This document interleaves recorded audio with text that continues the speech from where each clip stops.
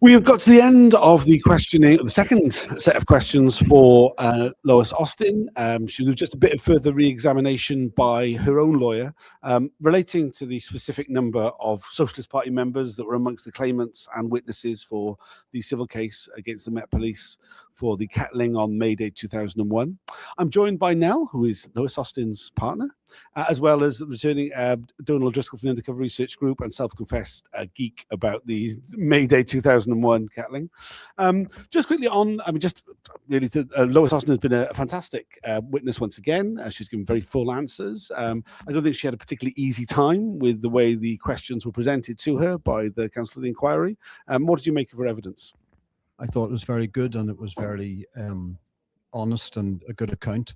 It did strike me that there seems to be an attempt to say, well, by the interrogation, if you like, that there's nothing to see here, move on. This is what was said about you and the Socialist Party.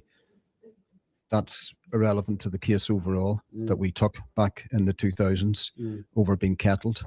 I thought that was quite clear. That was the intention of some of the questioning. And the reality is Lois was a key, she was key to that case and all the different stages it went to. And what she said today, I think, does show that it is very important what she said, because Carlo obviously fed information to the defence before Lois went on the stand. And that was basically saying to wind her up, that's his words. And one of the ways we identified that was the questioning, repeated questioning about the number of Irish people on that demonstration, which is vastly exaggerated. And you've got to remember, this is 2001, and it was just 2 or 3 years after the Good Friday Agreement and the peace process. So the idea of Ireland, terrorism, that's all still in the air. So that was the implication, certainly one I took at the time from it. So the idea that Irish people are there and might kick off and cause problems. A complete exaggeration about the number of Socialist Party people who were claimants in those cases, to give the idea that they're going to perjure themselves, which is just false. There's, I think Lois went through it in detail. In the second part, there was about, what was it, 3? 3 out of 150. Yeah, 3 out of 150.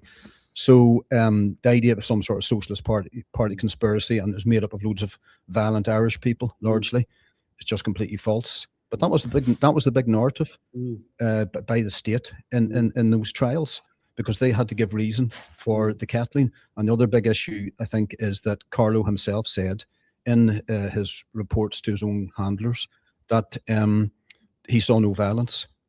And of course, that was used also as justification for the kettling. But he saw no violence, and he was there as an undercover police officer, and we saw no violence.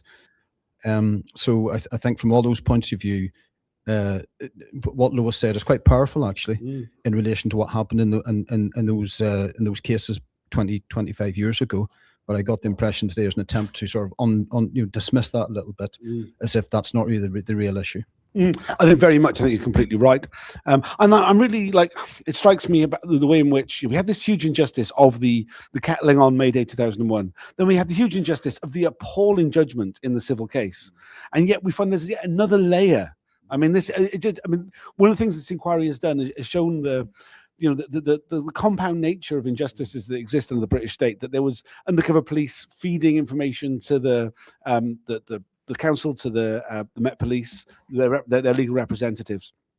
I mean, it just shows. I mean, thank goodness we've got people like Lois Austin in our movement who are willing to not drop these things. I know a huge number of people who were there on May Day 2001. I didn't make it myself. Who ended up being kettled. Let's not forget the vast majority of them didn't become claimants, didn't go on to. Most of them thought, God, I've just lost a day of my life, from 2 p.m. to 9:30 p.m. kept inside a kettle with no food, no water, no access to any toilets, and no help to medical help for those who needed medical help. They didn't go forward and bring any claim. Thank goodness some people did. Thank goodness Lois Austin did. And then to find out, so many years later, that actually there's undercover police in the midst of that, just really shows what an appalling justice system we have in this country. Donald, do you want to? Yeah. So I was there on the day. I wasn't kettled. It wasn't a thing. It was a good day where I was standing. But so one thing was touched on, and it comes up in the civil case, is there was disorder on the day. There was an event to get through, but it wasn't within the circle. It was outside the circle. There was mention of Hollis Street. A group of people come behind the circus and around, and disorder, as usual, happened when the police decided they were going to charge in. And on the front line of that incident is another undercover cop, Rod Richardson. Now, years ago, when I was investigating Rod Richardson, I spoke to somebody who stood next to him on that front line. He was directly involved. That person is now dead, unfortunately. He said, Rod Richardson was directly involved in that. So, they left with blood streaming down their faces. So there is another undercover cop who could have attested, and could have attested, but no mention of him. He's an MPYU one. But so there's yet more there to come out. We still haven't been told the full story. Carter was only one part of a much wider thing. Where there were others there. Why isn't this being brought out? Why aren't they asking the lawyers? Were you aware there was a second one who was actively, fighting his own uniforms and his comrades in uniforms? I mean, this speaks to a real problem with the inquiry in general, is that because they've compartmentalized these different units, and the fact that we're only currently looking at the deployment of SDS officers, and that the MPOIU will come in tranche 4, they're not looking at these simultaneous deployments. These officers are at the same events, obviously aware of each other, yet the inquiry doesn't seem to have any interest in that. Yeah, I see. But I think this is the inquiry is really focusing on what happened on the day. I think like this is a key moment in a much wider set of patterns. Just wanted to raise two other ones. One is that this meeting is not that much different from when HN81 Hagen meets with Walton in the McPherson inquiry. It was like you used to go to say, Bob Lambert's around there. Clearly they're setting up these meetings on the covers in order to try and manipulate the situation and everything. The other thing is the Oxford Circus case. The reason I'm so focused on myself is it's the first really big tryout of kettling as a tactic. Yes. So the civil case they had to win because it's make or break for the new tactic. And there's a history that goes right back to Boiling. So after June the 18th, the Metropolitan Police and the City of London Police sat down and rebuilt from scratch their entire public order policing strategy. It's called Operation Benbow, and a lot of the documents came out in the Kettling case. And it's they've spent years rebuilding their public order strategy to this more vicious form, and this is the first test. So they had to win the case. All that work was make or break. The crushing of City of London Police as an independent public order force, the use of intelligence, the use of these encircling things. The case is one of those keystone moments where public order policing has built on that judgment. So it's can't just say it's like we can't look into the judgment when you say, well, public order policing is built on this judgment. It's one of the key recommendations. So it's so fundamental. Yeah. So, when it came to these sort of arguments, we saw from the way in which Sarah Hemingway was asking these questions of Lois that she was like, "We're not going to relitigate." I mean, I thought she was quite petulant, really, in her approach. Why is that on her mind? Right. Why is that on her mind? Yeah, well, it's not up to her for a start, is it? She doesn't decide these things, and it obviously does need to be looked at again. As you said, so much has been built on it, and the case defended by the state's just been discredited this morning, as far as I'm concerned. And also, Lois also made the point. It's also come out in written evidence that, as we know, the guerrilla gardening and was it the J18, but both there were agent provocateurs who provoked actions that allowed the state to be used as a pretext and a justification to have kettling the next year at the big May Day protests. So they created the problems, which they then said, "Oh, we have to deal with these problems publicly." so that we need to be more repressive, and we need to bring in a Kettling operation. So all that needs to be looked at. As you say, they compartmentalise these things, but they're all completely linked up. There's a lot of collusion going on between different elements of the state and the police, and I think that's why it's so important that the evidence Lois was able to draw out, and the attempts to sort of discredit and defame basically Socialist Party members and other activists there just melted away this morning. And you have to think of the people on that Kettling. I mean, I was there. It was over 6, 7, 8, 9 hours. People not allowed out. Old people, some very young people, people with disabilities, people forced to go to the toilet in public. I mean, the thing was absolutely atrocious, and it was a bit of a "we're going to teach you a lesson" approach. That's what I took from the day.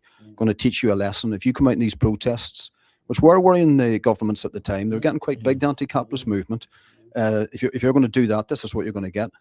This is going to be the reaction. And I think we were right to take the case at the time and to gather the names on the day and to take this as far as we could. And we now know, of course, that the state that they never divulged, of course, that they were being fed information by one of their own agents amongst our contingent. That was never divulged to Lois's team before she took the stand in that first case. Yeah, and they were like, "Oh, but there was mention of uncovering 1-2 pieces of evidence." It's like, and this is the justification. It's just like a passing word somehow erases this thing. It's like, this is whose eyes are you trying to pull the wool over? Because it's not washing. I thought Lois made a really fantastic point in that when she said, well, I did see the police allowing in groups of men into the cordon when no one was being allowed out. And I recognized that as being, that's plainclothes police being taken into a protest in order to act as undercover cops in that situation. I thought that's what undercover cops were. And I think that's actually what a lot of us used to think that undercover cops were before we realized the actual nature of the Special Demonstration Squad, the National Public Order Intelligence Unit, these long-term deployments, which this inquiry is about. The common understanding by the lay protester was undercover cops were individual cops on the day. Yeah, well, so this is the weird thing. The police, this unit was totally secret. Nobody knew about it until 2 spies came out. It's like, well, somehow we're all meant to have known that there was undercover cops, and that is like, your arguments are falling down. Yeah, we thought it was just blatant in the past, didn't we? You'd see these characters coming in and out of the demonstrations loads of times over the years. I'm sure you all did, and it's quite obvious what they're up to. There's nothing subtle about it. But of course, now we find out that there was long-term embedding inside organisations going on. I think the other interesting thing came out today was the legal team at the time, now in the written statements, playing down the role that Carlo played and the information that he gave them. That's self-serving, isn't it? Because it doesn't look very well for them that they did take that information and used it. So they said, oh no, we didn't really believe what he was saying. It didn't carry much weight. Well, if that's the case, why did they pursue Lois in quite a hostile interrogation, basically, on the issue of the number of Irish people there, the number of Socialist Party people who were claimants, by asking her, do you know this and that person? And this is precisely the sort of information that obviously Carlo was giving them and said, use this, and they used it. But 20 years later, they're now saying, but of course we didn't take that seriously, but we used it. And also, what difference does it make? It's like, the number of people who ended up in the circle, 3,000 of them, is like, that's a fairly random group of people. Well, things like, so what if there are socialist parties, anarchists, communists? As far as we know, there might even be right-wingers in there. We don't know. Well, I think some of the people on the claimants and the witnesses were, people who probably consider themselves middle of the road politically, or not particularly political. So, I mean, one of the main claimant, along with Lois, just got caught up in a protest. He wasn't even there to protest. He got kettled because he happened to be walking through that part of the city. So they had to justify, say, actually, you wouldn't say everybody in there deserved to be kettled. Actually, it was a totally random group of people. It was fundamentally. And as you remember at the time, this was a very broad-based movement, wasn't it? So people come from all sorts of walks of life: young people, students, professionals, workers, manual workers, everything. Everybody was there, and it was just a general net operation, wasn't it? A scoop-up operation. And the claimants and the witnesses reflect that. I've just heard that we are actually going back in. That was the end of Lois Austin's questioning, but we will now be hearing from the undercover police officer Jason Bishop, who gave evidence on Monday for his second set of questioning. Anything else you want to add before we go back in? No, I think it was a good morning because a lot of truth came out and it exposed what happened at the time and what was going on behind the scenes, the collusion between the legal team and the state. Used against us in those cases. Absolutely. Thanks for joining us. We'll do another video, do the next break, which should be in about 45 minutes or so. Thanks for joining. Bye for now.